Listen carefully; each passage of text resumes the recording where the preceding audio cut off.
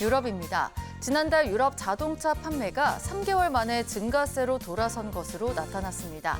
유럽 자동차 제조협회는 3월 유럽 신차 판매 대수는 작년 동월 대비 2.8% 증가한 142만 2,628대로 집계됐다고 밝혔습니다. 지난해 12월 이후 석 달 만에 증가세로 돌아선 건데요. 유럽 최대 자동차 시장인 영국의 신차 판매가 12.4% 증가했고 스페인이 24.2% 늘어나면서 독일과 프랑스 등의 감소를 상쇄한 것으로 나타났습니다. 유럽 자동차 판매 증가에는 순수 전기차 판매 호조도 한몫했는데요. 순수 전기차 판매 대수는 24만 2,913대로 1년 전보다 23.6% 급증했습니다. 반면 미국 전기차 업체 테슬라는 지난달 36%나 감소한 18,224대를 판매했으며 지난 1월 이후 3개월 연속 급감세를 이어갔습니다. 네, 지난주 주목할 소식으로 유럽 자동차 시장이 회복하고 있다 이런 소식을 꼽으셨는데 특히 전기차 판매가 늘었다는데 캐즘, 그러니까 일시적인 수요 정체 현상에서 벗어났다 이렇게 봐도 될까요? 일단 유럽은 그런 조짐을 좀 보이고 있습니다. 네. 이게 그 1분기가 그러니까 지난해 1분기랑 비교했을 때 24년 1분기랑 비교했을 때 한 28% 정도 성장을 했거든요. 총 얼마가 팔렸냐면은 순수 전기차만 57만 3,500대 정도가 판매됐습니다. 예. 근데 이걸 갖다가 뭐 이렇게 보면 별로 그렇게 실감이 안 되는데 이걸 이제 주요국들의 어떤 성장률 추이를 보게 되면은 굉장히 놀라워요. 네. 영국 42.6%, 오. 독일 38.9%, 프랑스 마이너스 6.6%. 아하. 이건 조금 이따 설명드리겠습니다. 네네. 노르웨이 47%, 이탈리아 72.5%, 스페인 68.9%가 성장했습니다. 예. 이 주요 국가의 어떤 성장률을 보면 굉장히 놀랍고요. 프랑스가 마이너스 6.6% 성장한 거는 프랑스에서는 전기차 보조금을 갖다 끊었습니다. 아. 그래서 이제 이게 그 프랑스가 역성장하면서 네. 사실은 뭐 한 28% 성장이 머문 거고요. 만약에 프랑스까지도 플러스 성장을 했다. 그러면 거의 한 30% 정도, 30% 중반 정도의 어떤 성적을 기록한 거 아니냐. 네. 뭐 이런 식의 전망이 가능한 거고요. 올해 이렇게 느닷없이 높은 성장을 했던 이유들이 몇 가지가 있겠죠. 그러니까 가장 중요한 건 이제 유럽 연합 같은 경우에는 자동차 배출가스 기준을 갖다가 5년마다 설정을 합니다. 예. 그래서 일기 때, 그러니까 20년에서 24년 때까지 일기 때였어요. 네. 그다음에 올해부터 2기가 시작되는 거예요. 그러니까 올해부터 시작되는 거는 일기 때에 비해서 이산화탄소 배출량을 갖다가 15%에서 20% 무조건 감축을 해야 됩니다. 네. 그러니까 완성차 업체들은 그 기준을 맞추려고 하게 되면 더 이상 내연기관차보다는 전기차를 갖다가 더 많이 생산을 해야 되는 거겠죠. 그렇죠. 네. 사실 이게 20년에서 그럼 24년도에도 왜 이산화탄소량을 갖다가 줄이는 정책을 시행했는데 왜 이렇게 정체가 됐었느냐 이런 의문을 제기할 수가 있는 거잖아요. 네.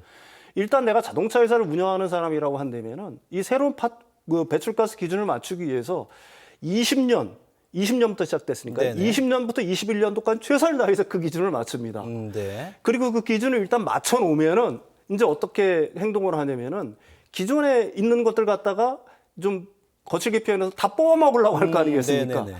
가령 뭐 전기차 같은 경우도 새로운 모델보다는 기존 모델을 갖다가 조금 해가지고 운영을 하고 그래야 네. 투자비가 덜 들어가니까. 그렇죠. 또 기존의 내연기관차 같은 걸 또 계속 생산을 해나가면서 일단 기준은 만족을 했으니까. 예. 그러면서 이제 전동화가 좀 늦어지는 거죠. 그래서 유럽 시장이 21년 4분기부터 24년 4분기까지 정체 현상을 보였던 겁니다. 네. 근데 이제 25년이 시작됐어요. 그렇죠. 그러니까 이제 또 굉장히 바쁘게 이 기준을 충족을 시켜야 예. 되겠죠. 그래서 이제 1분기에 이렇게 성장률이 굉장히 높게 나타났다라고 얘기할 수가 있는 거고요. 예. 그럼 이제 일부에서는 이런 얘기들 하겠죠. 그러면 이런 어떤 그 전기차의 어떤 전환, 전동화가 앞으로도 이제 계속될 것이냐, 뭐 이런 의문들을 갖다가 일단 제기할 수가 있을 거 아니겠습니까? 네.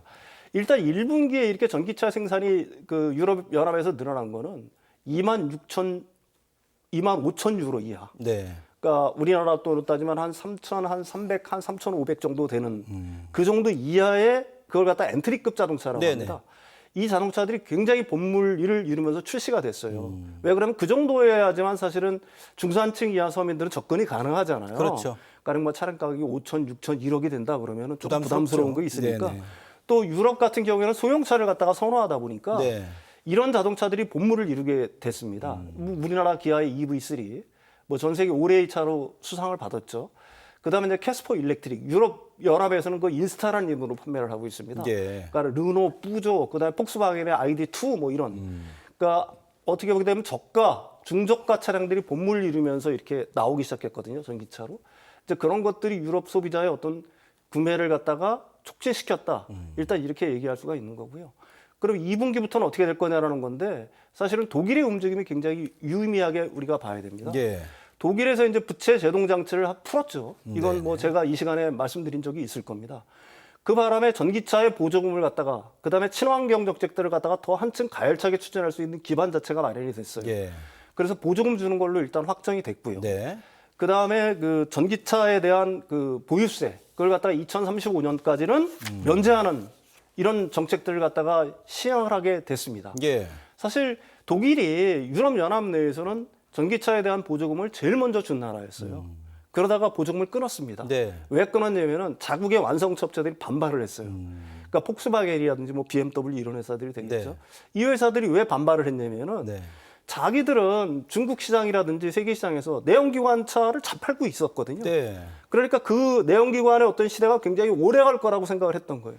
근데 느닷없이 중국에서 전동화 바람이 불면서 예. 중국의 시장을 갖다가 상당 부분 잃었습니다. 그래서 작년부터 시작되는 폭스바겐의 위기, 뭐 그렇죠. 구조조정 몇만 명을 한다, 뭐 이런 얘기들이 거기서 나온 거거든요. 네. 그러니까 독일 정비가 아차한 거예요. 아, 이러다가 전동화도 못하고 진짜 자동차의 어떤 패권들을 완전히 잃어버리겠다. 네. 전기차 전환을 빨리 서둘러야 되겠다. 그래서 전기차 보조금을 갖다가 다시 재개하기로 한 거고요. 네. 사실 독일은 뭐 유럽 연합의 맹주다 보니까 독일의 이런 움직임들은 예. 유럽 연합 전체로 퍼질 수가 있다. 네.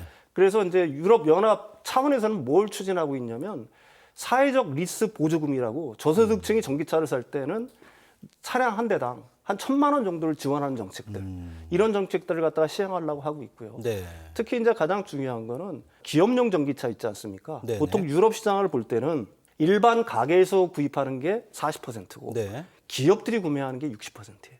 그러니까 기업들이 차를 사는 비율이 훨씬 높습니다. 네.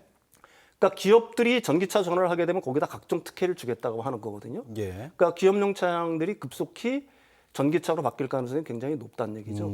이런 어떤 여러 가지 정책들이 혼합이 되면서 올해 내내 사실은 경기 둔화에 물론 이제 관세 정책으로 해서 경기 둔화의 우려는 있지만 유럽의 전기차 시장, 자동차 시장은 23년, 24년과는 비할 바 없이 네. 성장을 갖다가 할 거라는 전망이 굉장히 그 합리적인 추론이다 이렇게 네. 말씀드릴 수 있을 것 같습니다. 지금 세금 할인과 이제 보조금 정책 이런 것들이 이제 탄력을 받게 되는 요인이 되고 있는데 여기에 더해서 이제 4월 3일 이후에 이제 자동차 관세가 25%가 지금 적용 중이잖아요. 네네네. 그렇게 되면 글로벌 자동차 업체들이 이제 미국 수출에 좀 부담을 느낀다면 유럽으로의 어떤 그 이동이랄까요? 유럽이 좀 더 자동차 시장 내에서 반사이익을 더 얻을 수 있지 않을까라는 생각도 좀 드는데요. 아무래도 그럴 네. 가능성이 좀 있다라고 보는 거고요. 사실은 지금 유럽 연합 같은 경우에는 예. 그 중국 차에 대해서 중국에서 오는 거에 대해서 이미 관세를 다 부과했어요. 네. 그러니까 중국 차들이 뭐 예년 24년, 23년, 24년만큼 사실은 유럽 연합 시장에 접근하기는 좀 어려운 상황인 거고요. 그렇다고 하면 수혜를 이제 몇 가지로 나눠줄 수가 있겠죠. 예. 일본 차, 한국 차, 그다음에 유럽 연합 내에 기존에 거기도 뭐 완성차 업체들이 굉장히 많으니까요. 뭐 그렇죠. 폭스바겐, 뿌조, 르노 네. 등등등 해서 이런 업체들이 수혜를 받을 수가 있겠죠. 예. 참 그 덧붙여서 이제 트럼프가 하도 그 자국 자동차 업체에서 죽는 소리 하니까 부품 관세 관련해서는 좀 2년 유예 뭐 완화 뭐 이런 얘기가 있더라고요. 네네네. 예. 그렇습니다. 사실 뭐 부품 관세를 갖다가 뭐 신문지사에서는 굉장히 어렵게 생각하는데 네. 이런 얘기예요. 그 자동차 한 대를 만드는데 부품이 외국에서 들여오는 부품이 50%다. 그러면 1년 차에는 거기서 15%를 까줘요. 네. 그럼 50에서 15% 까주면은 15 빼면은 35%잖아요. 네. 35% 곱하기 25. 그러니까 25%가 안 되니까 0.25를 곱하면 그게 관세가 나오는 거거든요. 네.